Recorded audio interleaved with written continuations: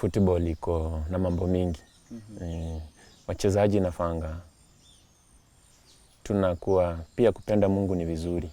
Lakini unajua challenge penye inakujia ni maybe uko juu na mwingine hataki uko hapo juu. So inakuwa ngumu kidogo, but mimi story yangu sisemi ni uchawi. By the way, hata hiyo time kwa miguu zilifura, mikono zikafura kwa hiyo process ya kichwa kuniuma. Zilifura, then vile nilimeza hiyo tembe nikapoa, nilikuja kulala kitu 5:30 hapo. 5:30 because 6 ndio niliamuka. So niseme kwa hiyo duration kitu 15 minutes sight ilikuwa imelost. Kenya tunapenda wachezaji wetu kawa kwa uwanjani. Sio kama wamemaliza mpira ama wako na shida. Ambapo players wengi mpaka toke tu nje kabisa uende ucheze abroad ndio upate kitu, lakini hapa ndio maana ma teams mingi huwa zinagoma kwa sababu hakuna mshahara. Lakini unapata umesign team wamekuandikia wanakulipa 1,100 lakini haziko.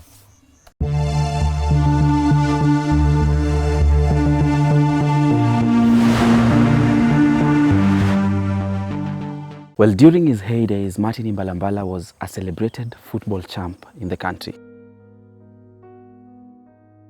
During his 2-year stint at the national level, playing with Harambee Stars, everyone sang his name.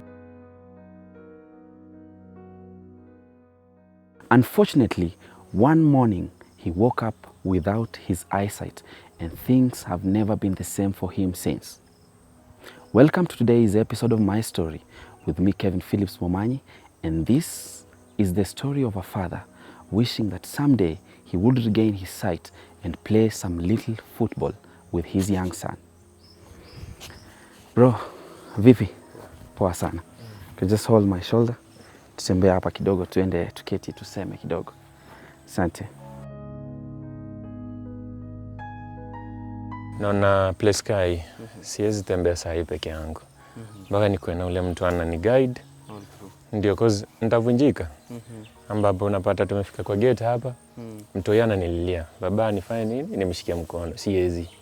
Inabidi mwingine amshike. Usiposhika hivyo mtu anaanza kulia, anataka babake afanye nini? Amshikilie mkono. So unaona ni challenging. Alafu kwa mabeshte mimi nitarudia tu. Ndasema tu bana, mabeshte brother, kukuruka ni rahisi. Ambapo sisemi wameniruka ama nini, lakini beshte ni ule mwenye anakufaa, yani unamfuata imu, hauna shida yote. So mabeshte tushikane mkono kwa mazuri na kwa mabaya, because kaa leo mimi unacheki kwa machali wote tu wenye wananijua, unadungia mtu simu, yani call yenye anaona tu ya kwanza ni uchali anataka kuniomba doa ama nini, mpaka mtu hata ashiki simu, hata kaa ni ile kumjulia tu hali. Cause mimi pia si nataka kuongea na watu, si lazima tu nikuwe naomba doa. So ni hivyo tu mabeshte tushikane tu, hiyo ni kitu naambia tu ma boys. Ambapo pia mimi sijakufa moyo, God ako. God atasaidia bana. Na kwa minajili ya wale ambao wanakutazama, mimi mwenyewe nakufahamu wewe ni mwana soka shupavu. Wengi tumekushabikia, lakini ningependa uanze labda kwa majina yako na pia umezaliwa wapi, tukiendelea. Okay, kwa majina naitwa Martin Imbalambala. Mimi ni mzaliwa hapa, kijiji naitwa Lisaswa. Na kwa masomo nilisoma shule ya msingi ya Kisatiru kuanzia nursery school, na nursery mpaka class 8. Nikafanya mtihani wangu wa KCPE 2005 na nikafaulu. Nikaenda Chavakali High School. So vile nilijoin Chavakali High School for 1 year, that was 2006. School fees ikaleta shida kidogo, ambapo wazazi wangu walikuwa wameiaga dunia, wote walikufa December 2004. So ikakuwa challenging kidogo pande ya school fees. Ikabidi bana principal wa Vihiga High School alikuwa Indimuli Kahi, wengi tunamjua. So akakuja akani approach na familia yangu, akaniambia kuwa anaweza nisaidia niende Vihiga High School. So nikajoin Vihiga High School 2007, ambapo nimesoma hapo mpaka form 4. Nikamaliza form 4. Maisha yangu ya mpira pia nilianza kama niko mchanga. Nimecheza primary up to provincial level. Secondary nimecheza mpaka provincial level nikiwa Vihiga High School. So nikimaliza form 4 2009 nikajoin AFC Leopard 2010. Na nimecheza AFC Leopard for 6 years ambapo nimekuwa huko from 2010 mpaka 2016. And then nikiwa AFC Leopard kuna vile mchezaji huwa anakuanga na goal yake. Ambapo nikiwa AFC Leopard nilifanikiwa kucheza national team for 2 good years na nikiwa na coach Ghost Mlei na Twahir. Pia nikiwa AFC Leopard nilianza push team. Mimi kama captain ndio nilikuwa nahodha wa team from 2011 mpaka 2016 nikiwa captain AFC Leopard. So nilianza kupush team tukamaliza top 2 ambapo team haikuwa inafanya vizuri. Nikawa push tukamaliza top 2 for 2 years. Nikawaletea pia Go TV kwa hiyo duration. And then 2016 nikitoka AFC Leopard nilijoin Nakumatt FC 2017. Ambapo Nakumatt FC nilikuwa huko for 1 season. Hiyo ni 1 year. Nikatoka Nakumatt FC nikajoin Kakamega Homeboys for half a season. Hiyo ni 6 months. And then after hapo nikajoin Vihiga United. Vihiga United nimecheza pia for 6 months. And then bahati mbaya nikakuja nikapata fracture ya mguu. So nikaenda off for another 6 months. Hiyo ni 2018. 2018 nilitravel na family. Nikaenda ilikuwa November. Nikaenda Thika kwa mandugu zangu huko. So nikaanza kutrain na Bidco nikiwa Thika. Bahati mbaya after 1 week kama tumetulia tu na family na mandugu zangu, ikafika jioni tuka have supper, so watu kwenda kupumzika. Ikafika saa 9 asubuhi nikaanza kuhisi niko na malaria. So kuamka nikauliza wife ni saa ngapi, cause nilidhani kushakucha. Akaniambia ni saa 9. Ndio nikapewa dawa na ndugu yangu nikameza, but nilinichukua muda kulala. Nilikuwa bado nahangaika. By the way hata hiyo time kwa miguu zilifura, mikono zikafura kwa hiyo process ya kichwa kuniuma. Zilifura. And then vile nilimeza hiyo tembe nikapoa. Nilikuja kulala kitu 6 kitu 5:30 hapo. 5:30 cause 6 ndio niliamuka. So niseme kwa hiyo duration kitu 15 minutes ndio sight ilipotea, cause nikikuja kulala nilikunywa maji na nikalala na ilikuwa 5:30. So vile niliamuka 6 niliambia wife niamshe 6. Niliamka 6 sharp.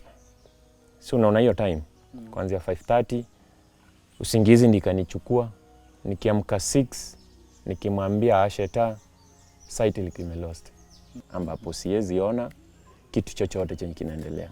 So ilikuwa a bit shocking cause nilikuwa vizuri, nimelala vizuri, and then baadaye naona sight yangu imepotea.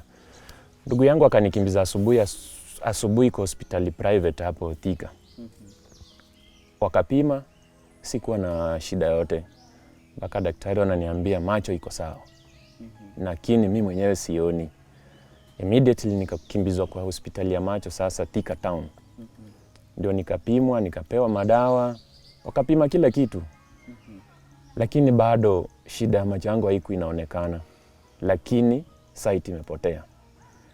So nilirudi huko after 1 week. Ndio wakaangalia tena, nikaenda scanning. Wakasema optic nerve iko na shida. Na hiyo time daktari aliniambia tembe nilimeza ndio zili affect.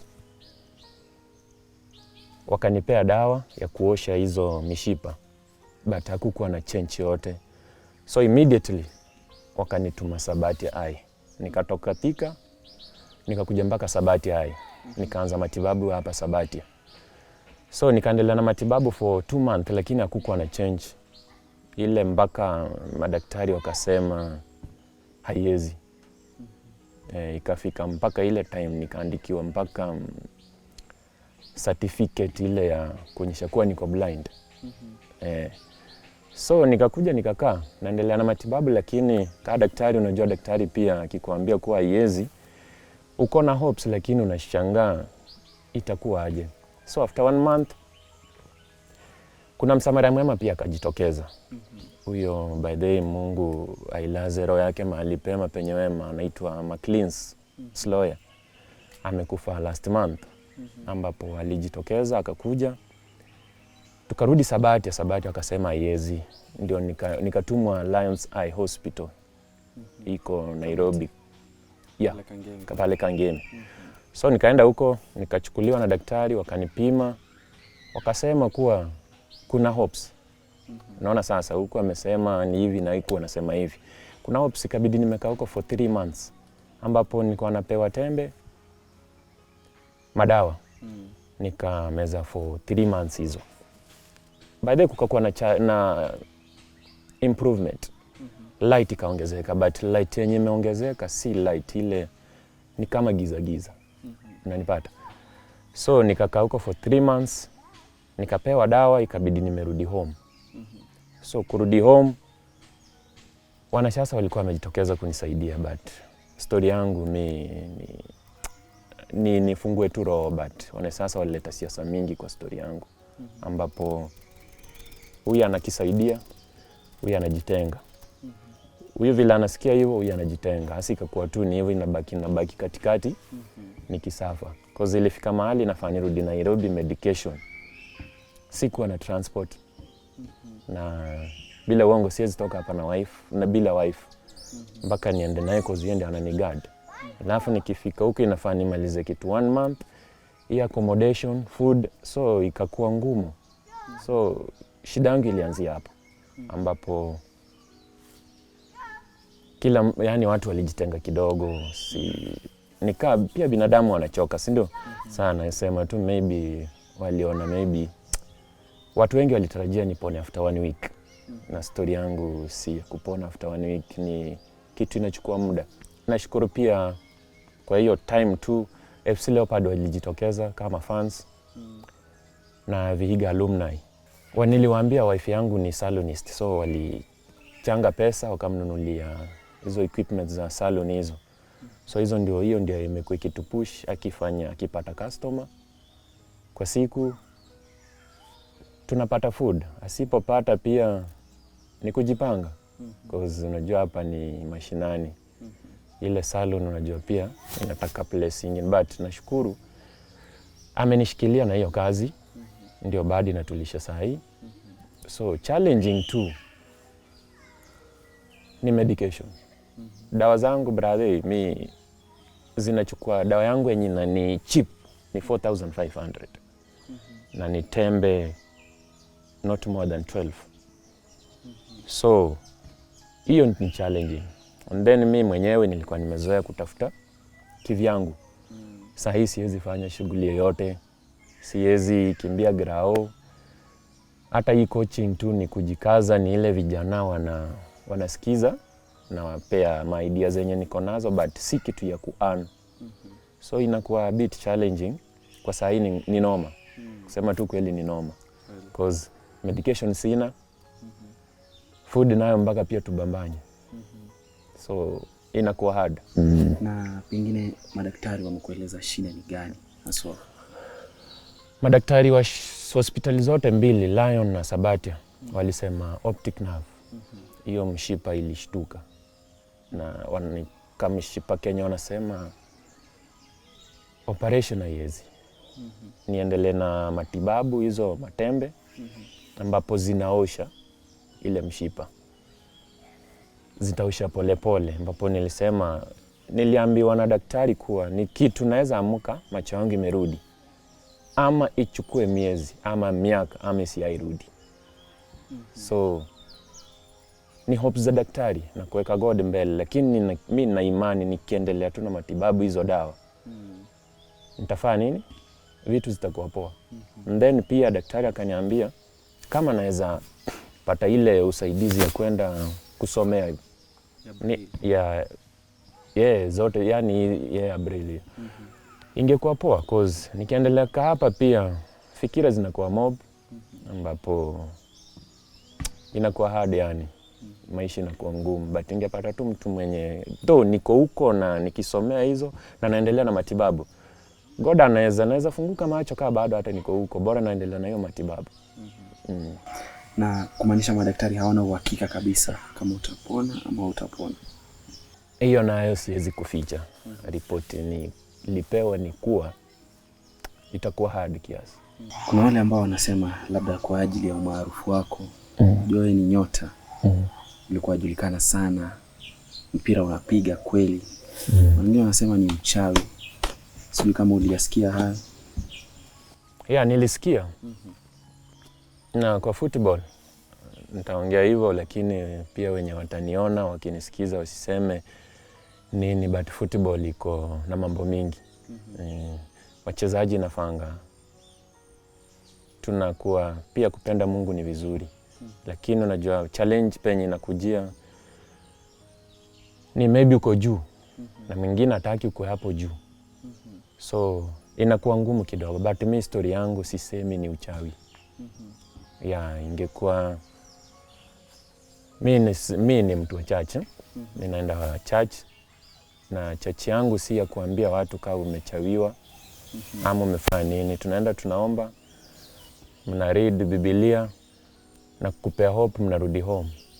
So ingekuwa ni church ya kusema umechawiwa, ningefungua roho hapa niseme ulichawiwa. But yangu ni church wananiprayer na hosi wamesema kuwa ni optic nerve.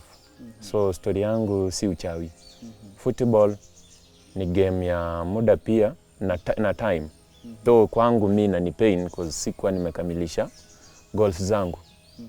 So siwezi tupia mtu mwingine lawama kuwa ni uchawi. Si uchawi na ni ugonjwa tu kama ugonjwa zingine, inaweza kupata anytime, anywhere.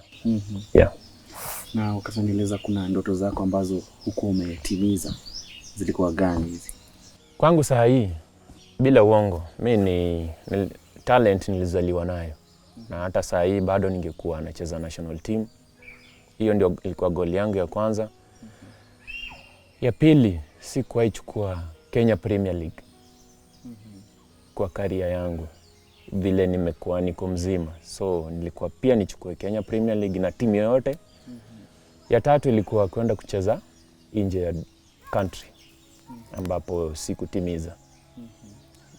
Na ya nne ni ambayo bado niko na hopes, vitu zikienda poa itakuwa sawa, ni familia yangu kukua vizuri, kutohangaika na mimi mwenyewe niwasaidie mpaka penye nitaweza. So saa hii inakuwa ngumu kiasi. Kweli, ndoto ya kila baba.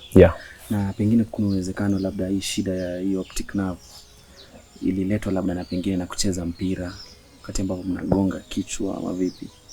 Naweza sema pia hii ilichangia hiyo kugongwa grao, ambapo mchezaji ukikimbia kwa uwanja huwezi avoid knocks zingine. Unaweza pata umepata cut kwa macho, lakini hujui imeaffect wapi kichwa yote. Unajua kichwa ni delicate part pia, ambapo pia ilichangia maybe. Pengine wana AFC wale ambao ulikuwa unachezea sana, baada ya kuja pamoja na kumfungulia mkeo Salom, hawafuatilii unaendelea vipi? Pengine kujua wewe kama mchezaji wao unaendelea vipi? Hapo hakuna mtu anapiga simu kujua vile naendelea. Na siwezi walaumu pia because maybe vile walifungua hiyo shughuli wanajua vitu ziko sawa, ambapo mimi pia kitu walinifanyia si kuendelea kuwapigia simu kuwaitisha kitu because binadamu pia wafanani. Mtu akikusaidia mara moja pia ukilialia ataona ni noma. So sijai wapigia simu na hao pia hawajai nipigia simu. Na mara ya kwanza mkeo labda ulipomweleza kuwa hauna uwezo wa kuona, ilikuwa vipi kwake? Alishtuka cause tulikuwa na yeye Yeah, tulikuwa tumelala naye. Nikipoteza sight hata yeye alikuwa ananishughulikia. So ilikuwa nikaa anaona ni joke. Vile nilimwambia kuwa sioni, hakuamini. But vile aliona, kwa hiyo time tu karibu ni anguke kutoka, ilikuwa 4th floor bila kujua penye naenda, ndiye aliamini mtu haoni, ambapo haikuwa ati naenda kujiangusha. Mimi naenda nikidhani naenda mahali, kumbe natoka nje ya nyumba. So hapo ndiye alijua kuwa ni shida. Na tukaendelea hivyo. Baadaye mimi namshukuru. Enyewe Mungu anaweza pitia kwa mtu upate usaidizi. Mimi Mungu alipitia kwa wife yangu. Amestand na mimi. Mwanzo nilikuwa mtu wa hasira. Vile nilipata hii shida cause sikujua hata hii hasira ilitoka wapi, but alijua nilijua maintain. Cause nilikuwa nashangaa sasa hii ni maisha gani? Kitu kidogo tu ni kukorofishana. So wife yangu alistand na mimi mpaka saa hii wa leo.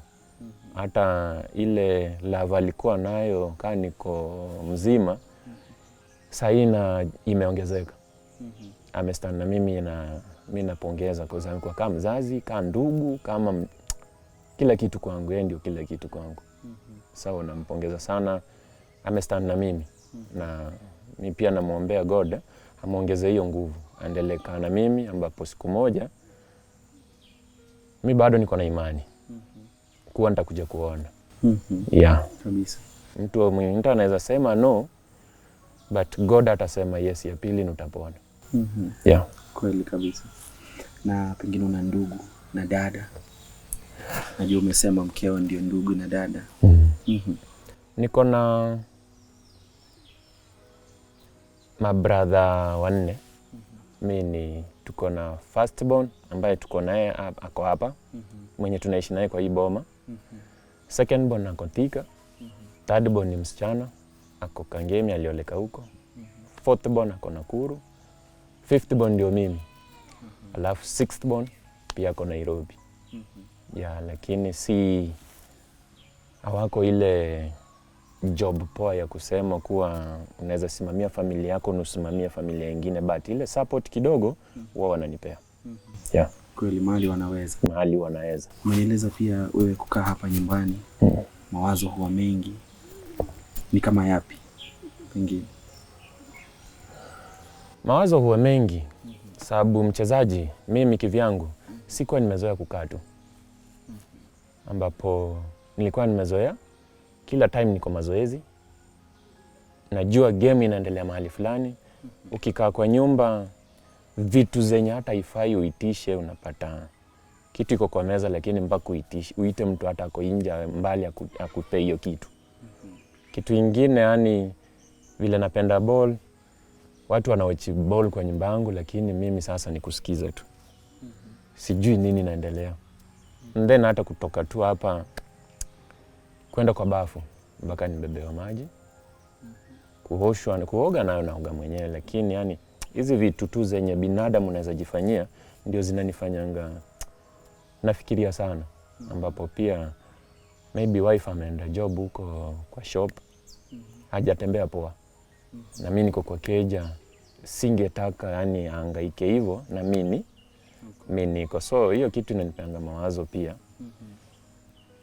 Naona nikaa world imeisha kwangu, but na bado niko na hopes ya kwamba vitu zitakuwa poa. Jana tulipokuwa na wewe pale kiwanjani, niliona bado unaelekeza wale vijana. Wewe ndio ni kama bado kufunzi wao, wewe ndio coach wao. Unawasaidia vipi? Mimi vijana nikiwachukua ilikuwa this year. Walinikubali cause hiyo timu ndio ilimenitoa chini. Hiyo ndio ilifanya nikaenda hizi kwa mashule na nikaenda AFC. So bado niko nao. Na football mimi tuliagree nao kuwa nawapea vitu theoretically au wafanye practically. Cause mimi nikikwambia piga pass hivi na hivi na hivi sitakuonyesha, lakini wewe ndiye unafanya upige hiyo pasi hivyo, cause mimi sina ile uwezo ya kuchukua hiyo mpira nikupigie. And then so mimi huenda huko, tunakaa nao kila jioni. Ni vijana wazuri, na kuna pia sponsorship iko yenye inatuletea majezi nini. So mimi tumeshikana nao kama ndugu zangu, but vile nilikwambia bole pia jana, mngekuwa hapo mkiwachio game ungepata ni noma kiasi, cause nimejua ball iko pande ya left, so mi bado nimeconcentrate na left, kumbe ball iko ishaenda pande ya right sana. Kuanga na kijana hapo msaidizi mwenye ananiambia ball ishatoka huko imeenda right, and then huyo kijana pia ndiye ananiambia kuwa hapa tumelemewa na correct. Yeah. Na pengine hao wachezaji unawajua vipi? Unawatofautisha vipi? Alua pige 8. Huyu Jose anaweza roho kuzunguka hapo kwa 10. Jose apige 10, alu 8. Alafu Kena 6. Sawa? Yeah. Na position imebaki 11 bado. Si ndio? By the way, kwa timu yangu najua tu mchezaji mmoja. Mwenye ni wawili mwenye nimeona hivi nikiwa na site yangu. So ni ile wengi niliwapata kama wanacheza. Ambapo tukipanga nikaa napanga teams, unajua unafaa upange watu wenye umeona wametrain aje. So kuna vijana captain ndio tunasaidiana naye. Ananiambia huyu kijana ndiye atacheza leo, na by the way tukiwin leo team ile most of the time naendanga na winning team. Team ilicheza last kama iliwin, kani kuchange ni mtu tu mmoja, ambapo nishajua wale walichezaje hii game. So nikiongeza mtu mmoja naongeza power, si yani kwangu si ngumu. Bora tu niko na wachezaji 22 na niko na ile first team. But mara moja huwa tunasaidiana nao. Siwezi wapangia tu kitu na niamue ni hiyo, mpaka tusaidiane nao. Yeah. Na imani kuwa saa zingine kuna yale matamanio, pengine ungerudisha uwezo wako wa kuona uweze kuwafunza vizuri. Kitu ya kwanza mimi nikirudisha site yangu. Sasa niko na 32 years. Ambapo mchezaji tu mwenye anataka kuretire mpira hata wewe unajua. Ukikaribia 40.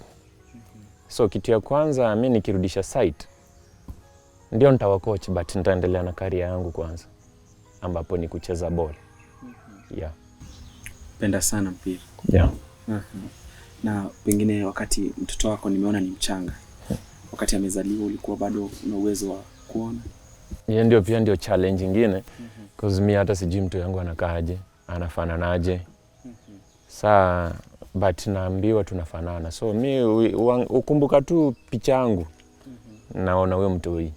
But sijai amezaliwa. Mimi tangu nipoteze site yangu niko na 3 years. Na huyu mtoto ako na 1 year 9 months.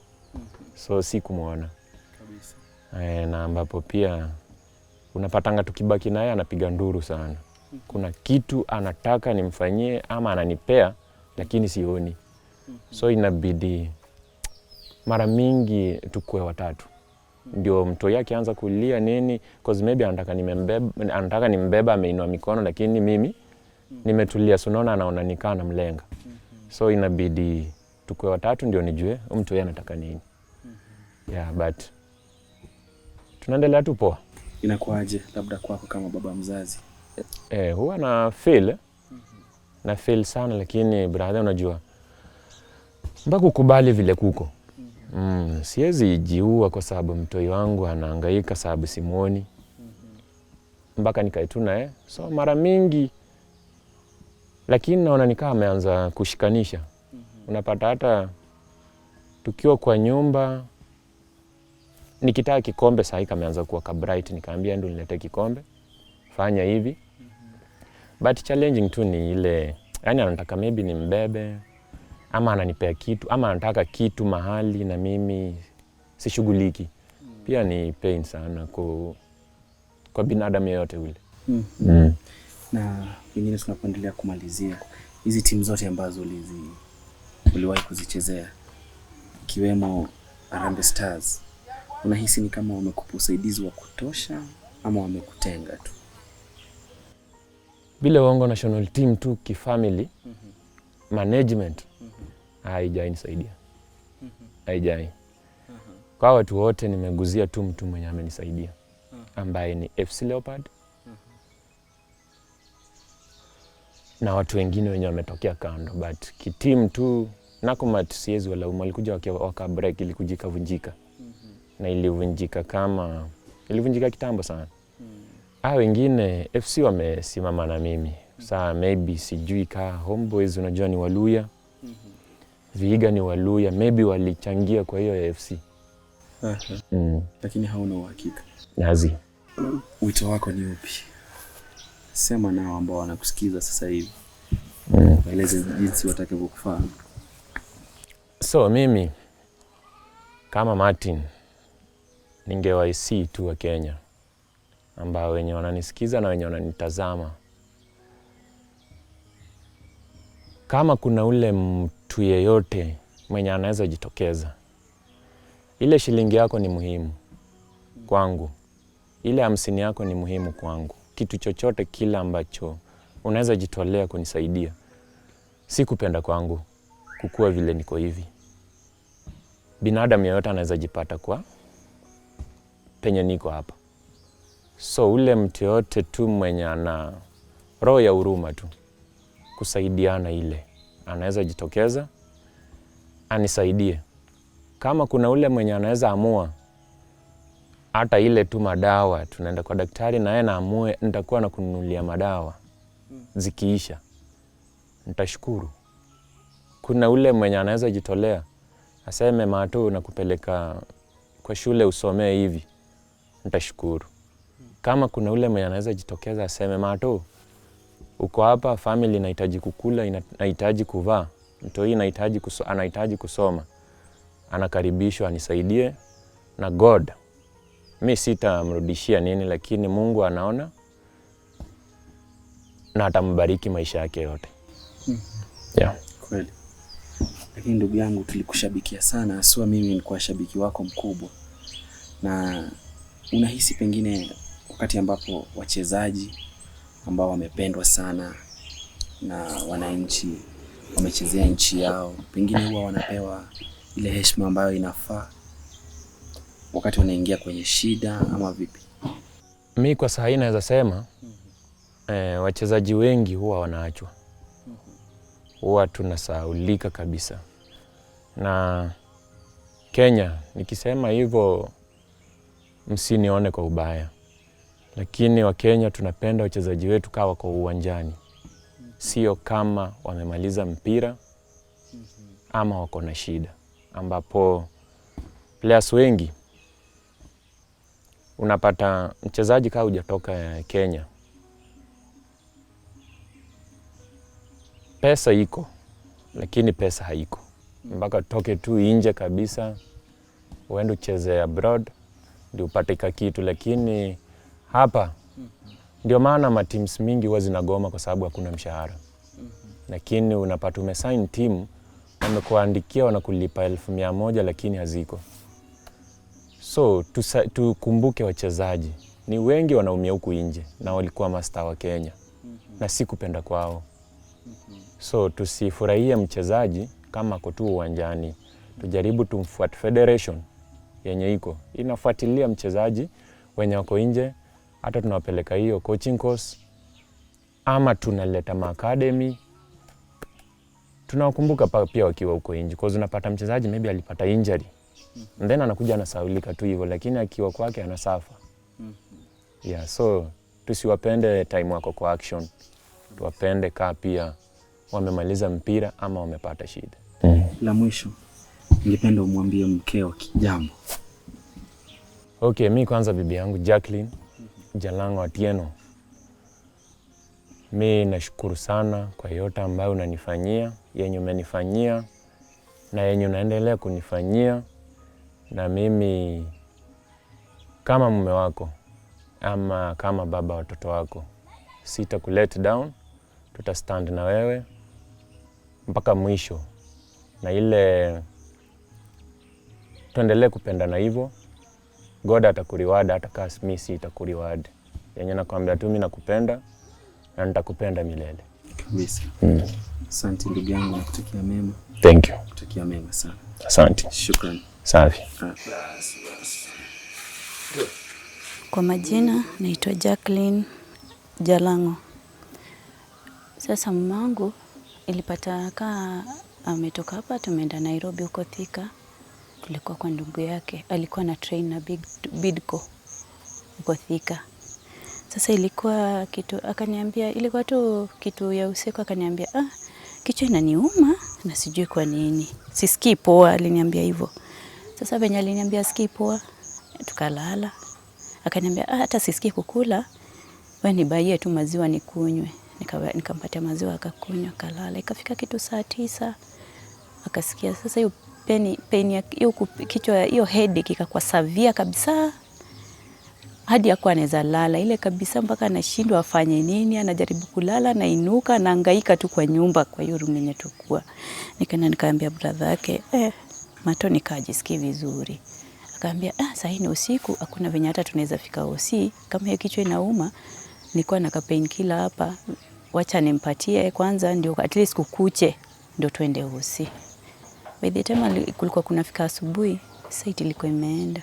Anasimama hivi kwa balcony, ananiuliza na jua inawaka? Nikamwambia hapana. Jua inawaka ndio, lakini yeye anaona nikaa kuna giza. Hivyo tu ndio alipoteza sauti. Ilikuwa tu kitu tu hata sijaielewa ilipoteaje. Venye niligundua sasa ni mimi peke yangu, sasa inabidi tu nikwe na yeye, siwezi muacha. Nilimpata akiwa mzima, anafanya kazi yake, anacheza ball. Sasa venye alipoteza hiyo site, hakuna venye ningemwacha. Juu saa hizo ndiye alikuwa ananihitaji most. Hakuwa anaweza enda, hawezi ona chochote kabisa. Sasa hiyo ndiye alikuwa ananid more. Sasa mimi singemwacha hivyo, but ni kuendelea tu na kufight mpaka nione ako poa. Na ananieleza kuwa yeye hajaweza hata kumuona mtoto wake. Sura jinsi alivyo, inakuwa vipi kwako? Ni uchungu. Sasa ni ile uchungu pia, hata mimi ufeel vibaya juu watu wanakuambia tu mtoto wako anakufanana. Yeye mwenyewe hajui hata huyo mtoto anakaaje. Juu kwa hiyo harakati ya kupoteza sight ndio tukapata pia mtoto. Sasa imekuwa tu hivyo, ni kung'ang'ana tu na life venye iko. Na dawa anazipata vipi? Dawa unajua venye saa hii well wishers kuna wenye walikuwa wamejitokeza, lakini unajua pia binadamu huwezi mlaumu. Mtu anakuja kiasi, anaofa ile help na mali anaweza, anajitoa. Huwezi tegemea juu tena daktari alisema hiyo hali yake si kitu itaisha saa hii. Ni kitu itachukua muda, itachukua time sana. Sasa alikuwa anataka kama ni mtu tu wa kumsaidia, yani ule mwenye labda God amemtuma akwe tu na roho ya kusimama naye mpaka mwisho, but aliambiwa tu ni kitu ita take time. Sasa tu ni ile kujipea roho. Sasa hata kupata dawa haijakuwa rahisi. Juu hata alikuwa arudi hata hosi, hawezi rudi juu sasa transport. Sasa unaona kai kazi yenye nafanya ni ile tu ya kutupea chakula ya kila siku. Huwezi sema utatoka hapa uende hadi Nairobi juu kwenye alikuwa anaenda hosi ni Lions, na tuna nyumba huko anahitaji mali ataishi, ama tufike kama ni kufika na transport nini na pia na mtoi bado ni mdogo, haijakuwa rahisi. Sasa hata hivyo nikabaki tu hivyo, hakuna wenye mwenye anaweza ofa pia kutu support kila wakati na hiyo transport na nini na kufika hapo na kutafuta madawa. Kwa hivyo sasa ombi lako kubwa ni lipi? Mimi ombi langu kubwa, kama tu mtu tu anaweza jitokeza, mtu yote tu mwenye ameguzwa kwa roho, mwenye hata waichoka kumsaidia, mwachie katikati, make sure ampeleke atibiwe mpaka mwisho, mpaka daktari aseme haitawezekana. Juu daktari nao alitupatia hopes aendelee na matibabu. Sasa ni ile ukosefu ya pesa ndio kwa maana hajaendelea. Na wewe mwenyewe unampendea nini sana? Nampenda juu ni mtu tu, ni mtulivu. Pia yeye mwenyewe venye unamuona hivyo ni mtu wa kupea mtu nguvu. Ananiambianga tu usiaichoka. Mimi nitasikia poa na nitarudi ball na niendelee na maisha yangu na niendelee kuprovide venye nimekuwa nikiprovide. Sasa mimi pia mjipata niko na nguvu. Ungependa kumwambia nini? Mimi ningependa tu kumwambia pia yeye asichoke. Aendelee, hiyo nguvu ako nayo yenye Mungu amempatia, asi give up.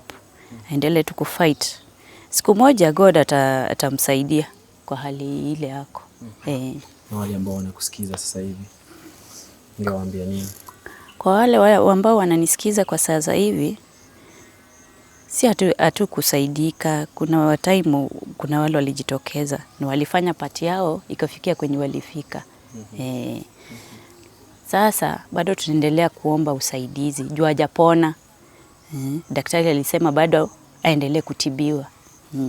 Hiyo ndio bado tunaomba tu.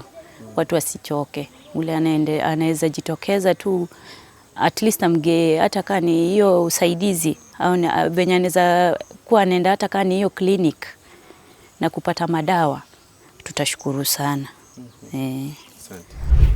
Hello Tuko family, my name is Zanya Pira. Thank you so much for your support and we have some amazing news for you. We have a new channel that is specifically tailored to cater for all your entertainment needs. Join me, Lily Aisha, on Tuko Extra as I take you through the hustle behind your favorite celebrities and so much more. Subscribe! Akiwalayo shatu juu, basi weka mkono juu.